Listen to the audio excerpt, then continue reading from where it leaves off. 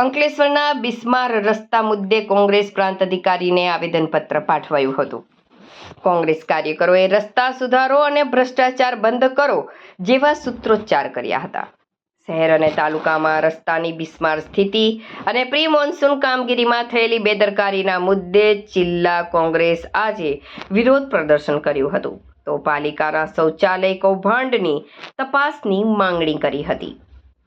અંકલેશ્વર શહેર અને તાલુકામાં રસ્તાની બિસ્માર સ્થિતિ અને પ્રી મોન્સૂન કામગીરીમાં થયેલી બેદરકારીના મુદ્દે જિલ્લા કોંગ્રેસ આજે વિરોધ પ્રદર્શન કર્યું. કોંગ્રેસના આગેવાનો અને કાર્યકરો પ્રાંત અધિકારી કચેરી ખાતે ધરણા કર્યા. રસ્તા સુધારો અને ભ્રષ્ટાચાર બંધ કરો જેવા સૂત્રોચ્ચાર કરી ઉગ્ર વિરોધ નોંધાવ્યો હતો. તેમણે રસ્તાઓની તાત્કાલિક મરામત કરાવવાની માંગણી સાથે પ્રાંત અધિકારીને આવેદનપત્ર સુપ્રત કર્યું હતું. વિરોધ પ્રદર્શનમાં જિલ્લા કોંગ્રેસ પ્રમુખ રાજેન્દ્રસિંહ રણા, નાજુ ફળવાલા, જયકાંત પટેલ અને શહેર પ્રમુખ શરીફ કાનુગા સહિતના નેતાઓ હાજર રહ્યા હતા. કોંગ્રેસ તાલુકામાં શૌચાલય કૌભાંડ અંગે નિષ્પક્ષ તપાસની માંગણી કરી. તેમણે આ મામલે દોષિતો સામે કડક કાર્યવાહીની પણ માંગ કરી હતી. અંકલેશ્વર તાલુકામાં અને શહેરમાં ભારતીય જનતા પાર્ટી જ્યાં જુઓ ત્યાં ભ્રષ્ટાચાર.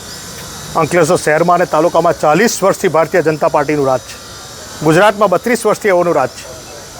ત્યારે આટલી દયનીય હાલત છે કે ગામડામાંથી કોઈ ગાડી લઈને આજે અંકલેશ્વર આવવું હોય તો આવી શકાય એવી પરિસ્થિતિ, એટલી ખરાબ રસ્તાની હાલત છે. અંકલેશ્વર શહેર ઉદ્યોગોથી એશિયાના મોટા ઉદ્યોગથી હબતું શહેર, અને એ શહેરમાં આજે શરમ આવે એ રીતે આપણે રસ્તા પર ચાલીએ છીએ. બહુ દુઃખદ બાબત છે. 40 વર્ષથી કમલમના નામે પૈસા ઉઘરાવા સિવાય આ ભારતીય જનતા પાર્ટીના આગેવાનોએ 40 વર્ષ પહેલાંની તપાસ કરવા માટે એમની પાસે શું હતું, ને આજે માલે તું ઝાડ ને 4 ગાડીઓમાં ફરતા થઈ ગયા છે. પ્રજાના ટેક્સના પૈસાનો દુરુપયોગ કરેલો છે અને ભ્રષ્ટાચાર સિવાય, ટકાવારી સિવાય કશું કરેલું નથી. એની તપાસ કરવા માટે તાત્કાલિક ધોરણે રસ્તાનું રિપેરિંગ થાય એના માટે લોકોની સુખાકારી માટે અમે આજે આવેદનપત્ર આપેલું છે.